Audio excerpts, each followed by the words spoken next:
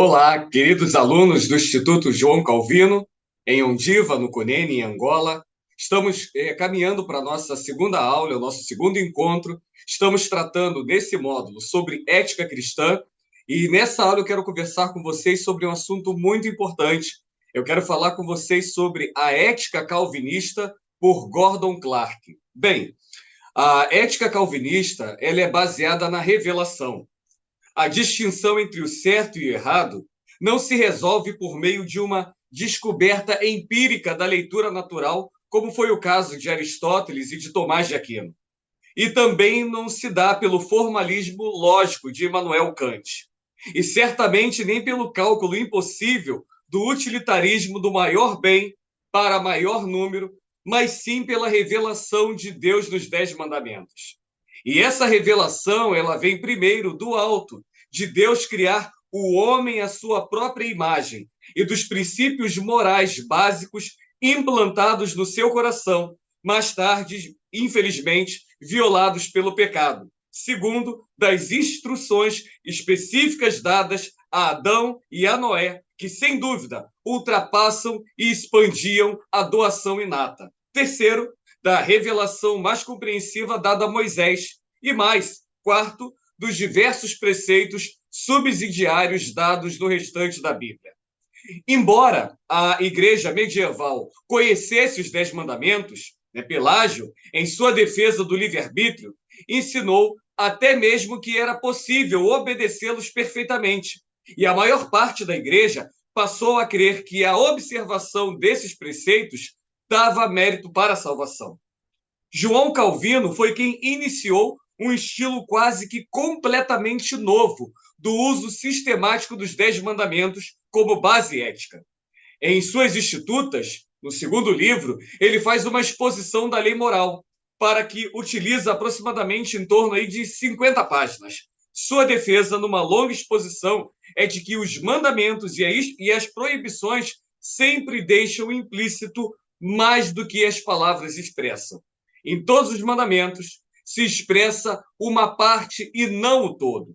Então, a melhor regra, então, é que a exposição seja direcionada ao desígnio do preceito, como o final do quinto mandamento, é que a honra seja dada àqueles a quem Deus determina a honra. Então, na parte principal da sua exposição, Calvino ele escreve também sobre o sexto mandamento, e assim ele vai mais ou menos dizer no seu livro.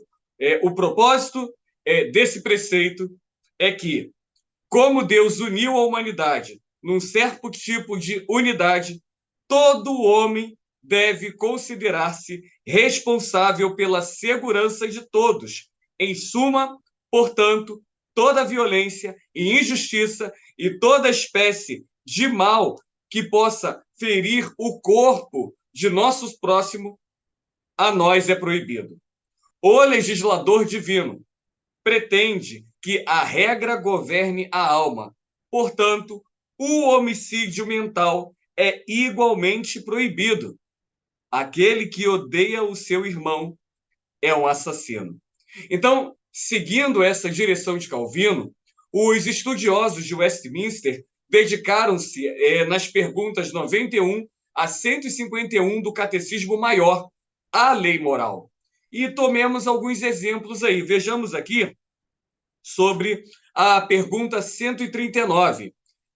Quais são os pecados proibidos no sétimo mandamento? E nós vamos encontrar o seguinte: bem, os pecados proibidos no sétimo mandamento, além da negligência dos deveres exigidos, são o adultério, a fornicação, o rapto, o incesto, a sodomia e todas as concupiscências naturais, ou desculpe, desnaturais. Todas as imaginações, pensamentos, propósitos e afetos impuros. Todas as comunidades corruptas ou torpes, ou ouvir as mesmas, os olhares lascivos, o comportamento imprudente e leviano, o vestuário imodesto, a proibição de casamentos ilícitos, a permissão de casamentos ilícitos, o permitir, o tolerar ou ter bordéis e a frequentação deles, os votos embaraçadores do celibato, a demora indevida de casamento, ou ter mais que uma mulher ou mais que um marido ao mesmo tempo, o divórcio ou o abandono injusto, a ociosidade, a glutonaria, a bebedice, a sociedade impura, os cânticos, livros, gravuras, danças, espetáculos lascivos e todas as demais provocações à impureza, os atos de impureza, quer em nós mesmos ou quer nos outros. Então, quando nós olhamos, né, o que a pergunta de fé de Westminster trata aqui, isso faz sobressair a diferença de padrões morais entre o calvinismo e o fundamentalismo. Lá nos Estados Unidos, as igrejas arminianas muitas vezes exigiam e exigem que seus membros evitem o cinema por causa da lascividade de Hollywood. Às vezes, o cinema é pior do que isso.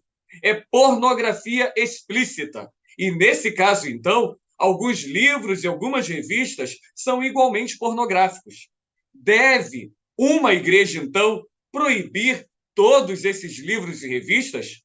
O calvinismo se mantém com a Bíblia, a palavra de Deus, e não proíbe nem o cinema, nem os livros em geral, mas proíbe cânticos, proíbe gravuras, proíbe danças, proíbe espetáculos lascivos.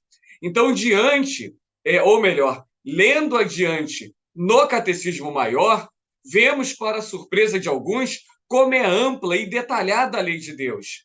Assim sendo, pastores e escritores calvinistas têm feito com regularidade exposições dos 10 mandamentos, né? E assim eles ampliam um conceito muito maior daquilo que nós entendemos sobre o que assim nós podemos observar ou não. Um exemplo anglicano é o de Ezequiel Hopkins, né? O bispo de Derry, que viveu entre 1633 a 1689, cuja exposição ocupa dezenas de páginas.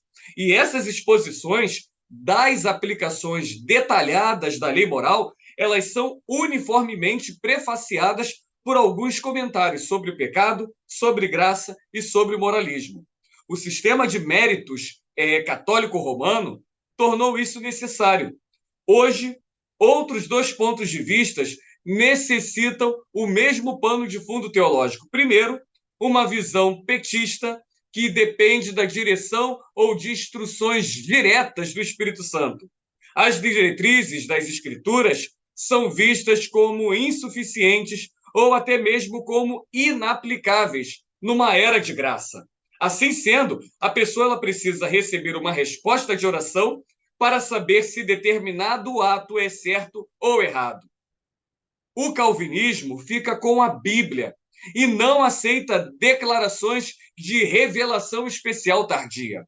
O segundo fator que necessita o pano de fundo teológico é uma nova definição de legalismo oferecida pelo liberalismo. Antigamente, o legalismo era a teoria de que o homem poderia merecer a salvação completa ou parcial mediante o cumprimento da lei. E a fé, portanto, era o único meio de justificação. Mas o liberalismo contemporâneo, ele já define o legalismo como qualquer tentativa de distinguir o certo do errado por meio de regras, preceitos e mandamentos.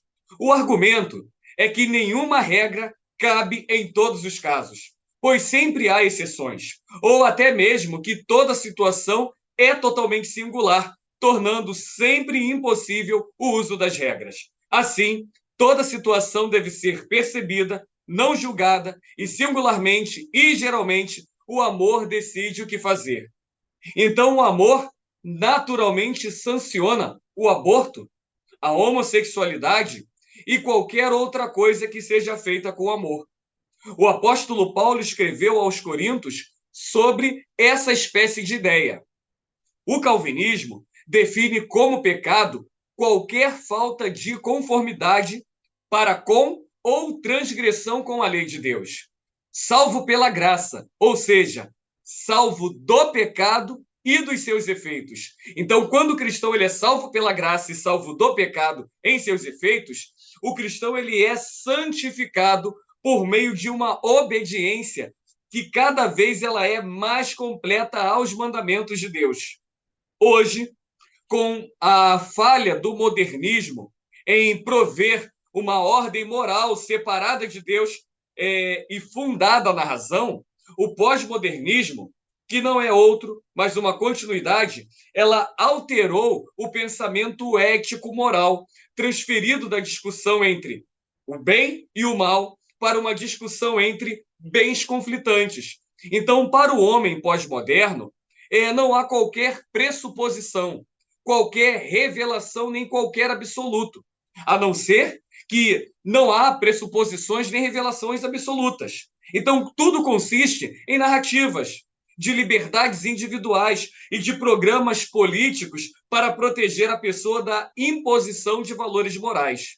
Então, o pensamento ético-moral de Calvino se opõe diametralmente à proposta ética pós-moderna, pressupondo a criação, a queda e a redenção e a esperança bíblicas, e pressupondo a revelação natural e a revelação específica de Deus, e pressupondo a derivação de todos os aspectos da realidade, incluindo os mais elevados, estético, moral e ético, do aspecto maior da fé.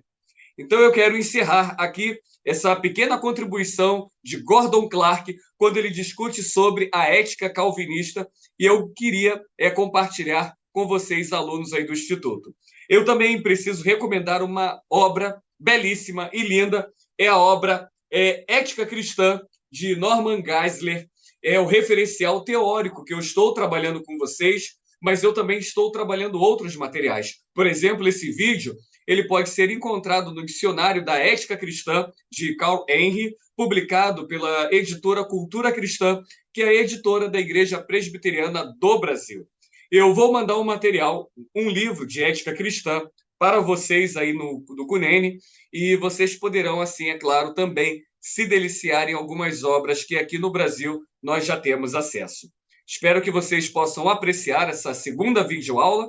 Em breve enviaremos um novo material para apreciação de vocês. Queridos irmãos aí no Cunene, um forte abraço, que Deus abençoe a vida de vocês. Leiam os 5 textos que eu enviei para que possamos discutir na nossa aula remota, agora no nosso próximo encontro na quinta e sexta-feira. Um forte abraço e que Deus abençoe a todos.